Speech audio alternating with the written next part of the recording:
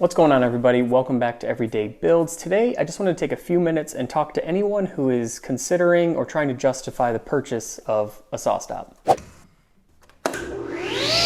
When I first got my SawStop and started making content around woodworking, I always had it in the back of my mind that I would make some sort of video talking about SawStop, whether it be kind of like its technology or just how good of a saw it is. But I never really knew exactly what that video would be about. Over the past year, it's become very apparent that there is this stigma around SawStop that it's only for people who do this professionally or have a lot of experience and kind of deserve to have a saw like this. But I'm here to tell you that I think the exact opposite is true. So over the past year, I've had several conversations that seem to end the same way or kind of come to the same conclusion, and that is that I'm just a hobbyist. I don't need a SawStop. And that to me seems contradictory. It's literally sole purpose is to make sure that someone who may hurt themselves on a table saw does not hurt themselves. And if you look at any research, it basically says that the less experience you have, the more likely you are to hurt yourself on a table saw. So why is it that we think that the safest table saw possible is only meant for the people who have the most experience? And that's the main reason I wanted to make this video, is to make anybody who thinks or feels uncomfortable about the idea of purchasing a SawStop, I want to make you feel better about it and say that you deserve to have something like this, and you should. If you can make it happen, make it a priority, this is what you should have. I have yet to meet anyone who purchased a SawStop and regrets it, or purchased one and then went back to another brand.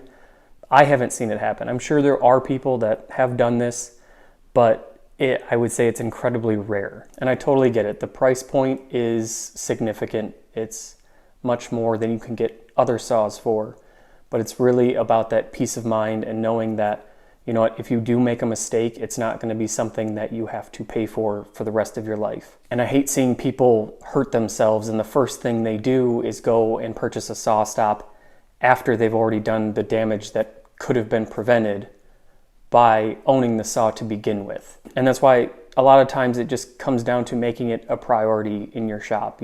Sacrifice other things, sacrifice getting that bandsaw, sacrifice getting that drill press, and spend the extra money on getting a table saw, which is known to be one of the more dangerous tools in your shop.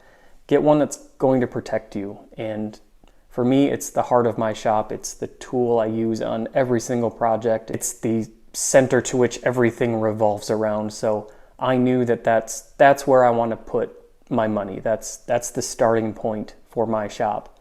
And that's how it is. So I just wanted to make this video to say, if you're considering it, if you're trying to justify it, it is worth every penny. The peace of mind you have when operating something like that, knowing that you're going to be protected, is honestly, it's priceless.